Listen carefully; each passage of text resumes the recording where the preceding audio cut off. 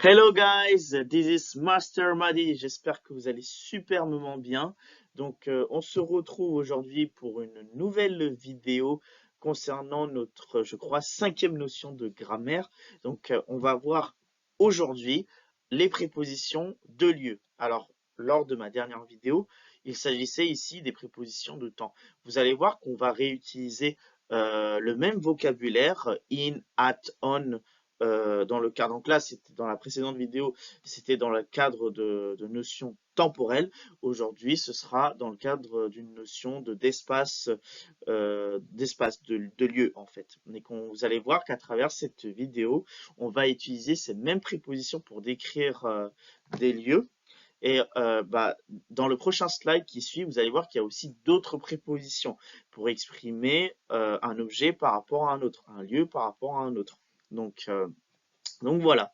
En tout cas, j'espère que vous allez apprécier cette vidéo et j'espère que ça va vous aider à apprendre comment décrire un chemin à quelqu'un en anglais et aussi vous enrichir pour comprendre comment aller d'un point A à un point B. Donc voilà, en tout cas, j'espère que vous allez apprécier cette vidéo.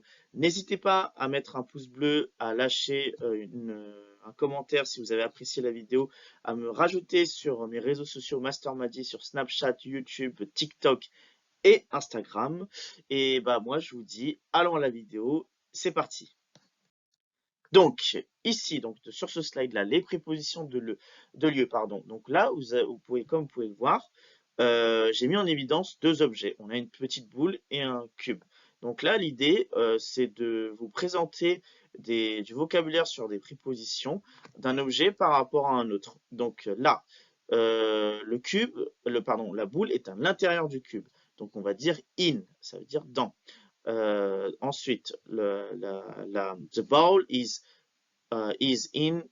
inside. Bon, on peut dire inside, mais là, on va dire que c'est in the cube. The ball is in the cube. Ici, the ball is on the cube. Donc là, on, ça veut dire sur. The ball, donc la petite boule, la petite balle, is under the cube. Donc la balle est en dessous du cube. The ball is near the cube. Donc là, je dis que la boule est près du cube. Ensuite, the ball is next to the cube. Donc là, la boule est juste à côté du cube, comme vous pouvez le voir. Et ensuite, ici, on a des notions un peu plus spécifiques. Donc, in front of, ça signifie devant le cube. Behind the cube, ça veut dire derrière le cube. Between, donc ça, là, la boule est entre deux cubes.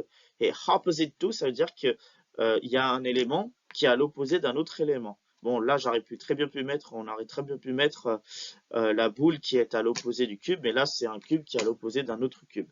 Comme vous pouvez le voir, ces différentes prépositions vont vous permettre de décrire des chemins, de dire où se situe un spot, que ce soit, je sais pas, une boulangerie, un salon de coiffure, la poste, etc. Ça peut être très utile non seulement pour dialoguer avec la personne qui recherche un chemin, ou pour vous, pour votre compréhension, pour retrouver un chemin. Ok? Vous pouvez aussi voir si vous mettez vos GPS en anglais qu'on retrouve ces différentes prépositions. Donc là, voilà à peu près différents vocabulaires à bien assimiler, le vocabulaire pardon pour bien assimiler les mots, les prépositions concernant les lieux. Là, vous allez voir que je vais un peu plus détailler les prépositions in, at, on et in, et je vais vous exprimer le contexte de l'emploi de ces prépositions. Alors, on va commencer par la préposition at. Alors, comme vous pouvez le voir, certaines prépositions ont des spécificités. On va parler ici, comme pour la vidéo concernant les prépositions de temps, d'un effet entonnoir. Je m'explique. Lorsque j'ai fait ma vidéo sur les prépositions de temps, je vous ai dit que at, en fait, il fallait faire un effet de dézoom. At, ça exprimait l'heure. On, ça exprimait une journée ou un événement sur une journée ou sur un jour de la semaine. On Tuesday, on Monday, at 10 o'clock, on Monday, on Saturday. Et ensuite, quand c'était des notions de semaine, de mois ou d'année, on était sur in. Vous voyez, il y avait un effet entonnoir. Plus le temps s'élargissait, plus la plage de temps, la description de la plage de temps qu'on voulait mettre en évidence s'élargissait, plus on employait de at, on et in. At, c'était pour l'heure, on pour une journée et in pour plusieurs places de jours, de mois ou sur une année. La période est grande. Et bien là, c'est la même logique sur les prépositions de lieu. Alors là, c'est une notion d'espace. Donc, plus l'espace est petit, plus on va utiliser at. Là, on décrit précisément une adresse, un lieu très précis. La précision, elle est exacte. Donc là, c'est par exemple, on va utiliser at pour exprimer une adresse. The office is at 5603 Constitution Avenue. Donc ici, le bureau se situe au 5603 avenue de la Constitution. Donc voilà. Ça, c'est la notion at, on l'utilise principalement pour exprimer une adresse.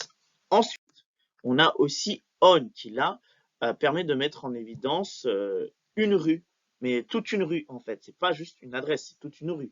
Donc ça peut être une rue ou une pâté de maison. Donc the office is on Constitution Avenue. The office is on this block. This block, ça veut dire c'est ce pâté de maison en fait. Donc là, vous voyez, on dézoome. On part d'une adresse très précise à une rue tout entière. Et ensuite, quand l'espace est beaucoup plus grand, le lieu est beaucoup plus grand, comme des quartiers, des villes, des États, comme je peux le mentionner ici à travers ce slide, on va utiliser la préposition in.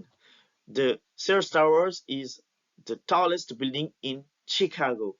Donc là, c'est toute la ville de Chicago. Donc là, on va utiliser in. Our company has several offices in China. Notre compagnie a plusieurs bureaux en Chine. Et l'autre phrase, c'est The Sears Tower est le plus grand building à Chicago. Vous voyez? Donc voilà la petite subtilité. Plus on dézoome l'espace, plus on agrandit l'espace, plus on va passer de at à in. At pour une adresse précise, on pour une rue, un boulevard, une avenue, et in pour un ensemble d'espace. Vous voyez? Donc c'est ça la petite subtilité à avoir, la petite spécificité à comprendre concernant les trois principaux prépositions at, in, at, on et in. Je vous les mets dans l'ordre du plus petit au plus grand en termes d'espace. Donc voilà. Eh bien écoutez, j'espère que vous avez apprécié la vidéo et que vous avez compris la notion de préposition de lieu. Donc je vous invite encore une fois à m'ajouter sur mes réseaux sociaux, Master Madi, sur Snapchat, YouTube, Telegram, TikTok et Instagram. Moi je vous retrouve pour une prochaine vidéo, pour une prochaine notion. Et n'hésitez pas à me mettre en commentaire si vous avez des remarques ou des questions. Et lâchez un pouce bleu, abonnez-vous à ma chaîne YouTube et on se retrouve très prochainement pour une nouvelle vidéo. C'est tout pour moi.